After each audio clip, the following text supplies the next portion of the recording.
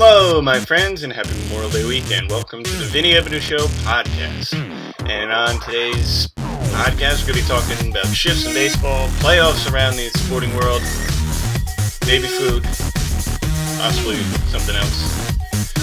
First, the shift in baseball, and this is something that's been bothering me for a while. Not like the shift in general, because to be honest, I used to do it myself when I was playing Little League.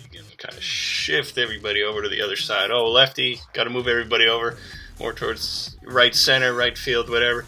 But now we have the over-dramatic shifts. I think I saw a video or a picture recently of a third baseman playing a shift behind home plate on an intentional walk. And now, where in the stats does it say that everybody has to move over to the left side of the infield? Of course, everybody's going to start bunting down the third baseline now more than 10 years ago. When, he did it once in a while as a joke. But it's Major League Baseball. Guys aren't just pure pull hitters. The guys could spray the ball to all different parts of the field.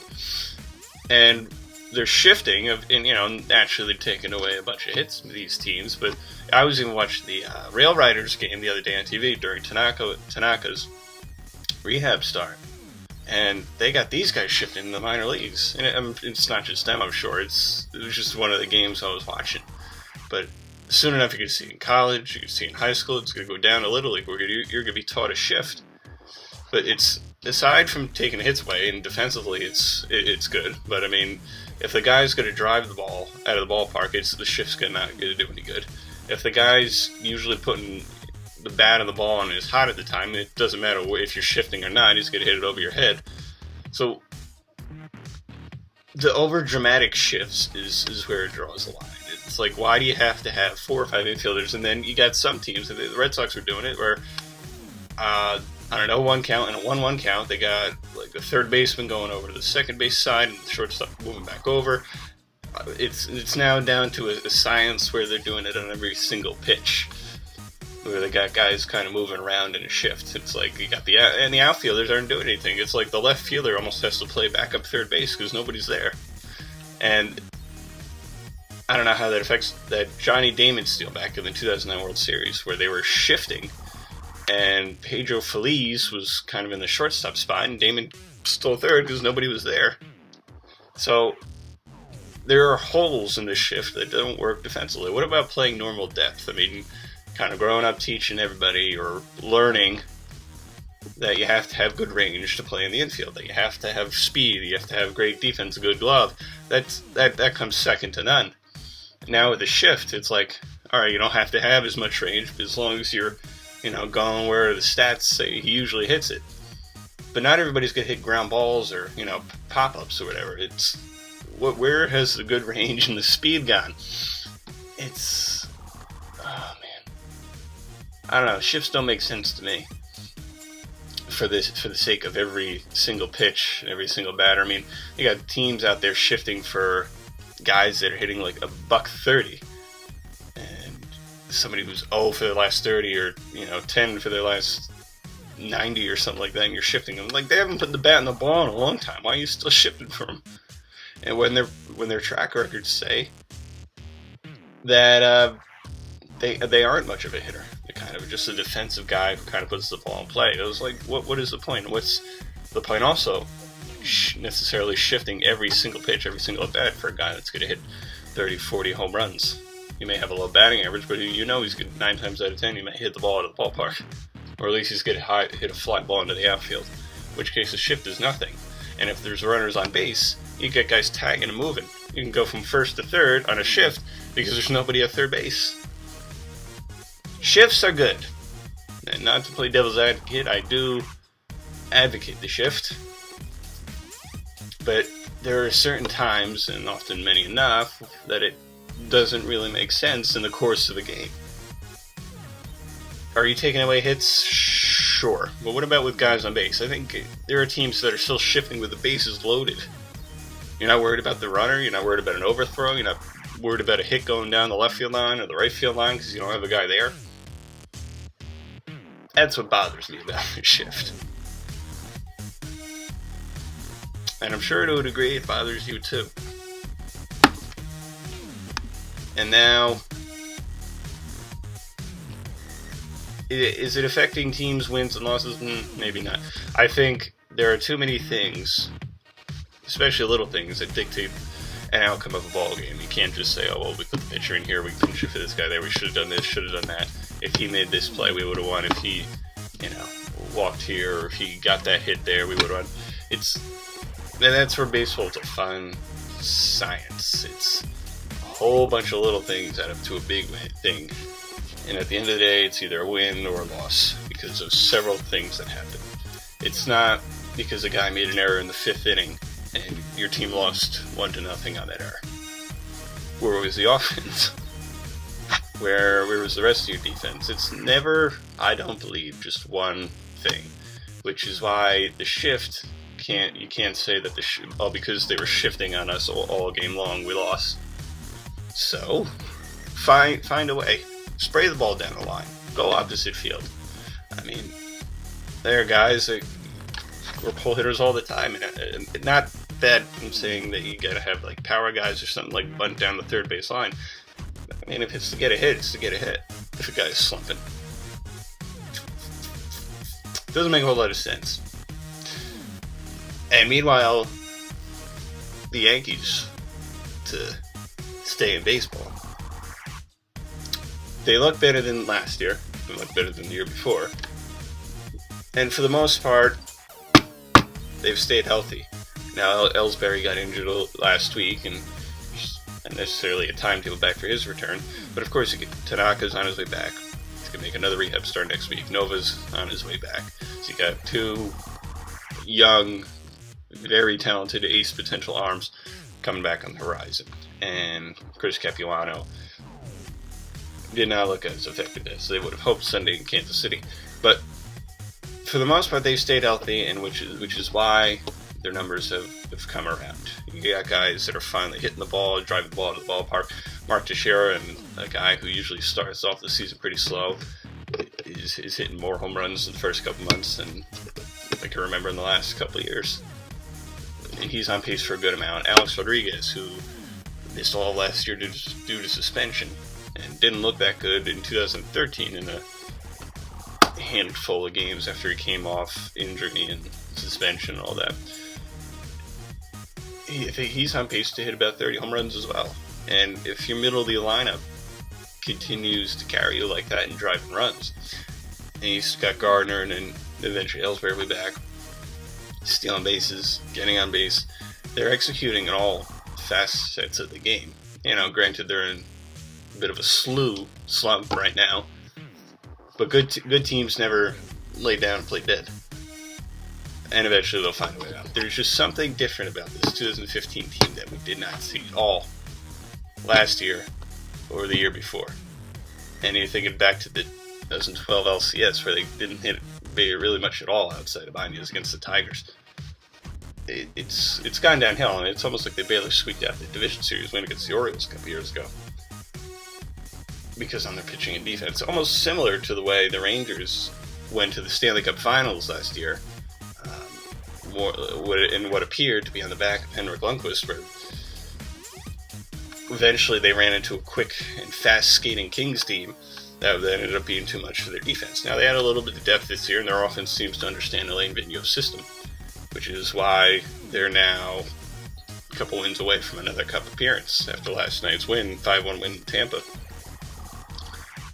But eventually these teams, and you go back to the Yankees real quick, they figure it out. They find a way, and there is always depth. And if you look at the Yankees system right now, and everybody's saying, oh, well, they're always spending guys, they don't have a great farm system. They do have a slew of talent. Aaron Judge down in Double A is hammering the ball right now. They got a bunch of talented outfielders, a bunch of talented pitchers. There are guys on the horizon that may, even if they don't get up this year, they'll be up next year. And they got a new group of core talent that is coming up. And it's unfair to say that this new group of talent, or even Didi Gregorius at shortstop, will be the new wave or new era of the Jeters, Posada, Williams, Rivera, Pettit, O'Neill, those kind of guys. That was a different era, and that's now closed. And there's no replacing those kind of guys. It's about starting new and creating a new era of talent, a new era of style, a new way of play. And the Yankees need that kind of character in the clubhouse. They need leadership.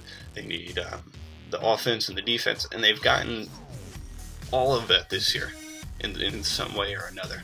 And they're finding a way to drive out. I mean, normally in these kind of games last year, or even the year before, where the guys not hitting the way they should, they were, I was like, oh, all right, well, in this kind of hole, they're probably going to lose. He did not. I have a lot of faith in it. He stayed loyal as a Yankee fan. But he didn't have that same kind of confidence. Now, I mean, they downed 7-0 last night to Texas, and they ended up losing 10-9. But they found a way to come back and get a few hits. It's not always good to go your way. But as long, and I tell the Little League team I help coach this. You go out there, you give your best effort, you have fun every single day. And as long as you do your job, you're going to find yourself in a position to win the game. But, whether you do or don't, sometimes it happens. That's fate. But I'm not going out there and saying the Yankees are going to win the World Series. I'm not going to say that Nationals are going to win the World Series or anybody. It's still May, and there's still plenty of time. Could they go on one of those big winning streaks? Sure. But, I mean, we saw what happened with the Oakland Athletics last year. The best records in baseball, and then they slid off. And they lost the wild card game. They didn't move on in the playoffs. So it's not necessarily how well you do in the regular season, it's how well you do in the postseason. It's about getting hot at the right time. And throughout sports history, especially as recently as the New York Giants, they had 9-7 records, or not the best record in the league, and they found their way into the playoffs, and they got hot at the right time. They found their way all the way to the Super Bowl. And that's what these kind of playoffs are about. The NHL and the NBA right now.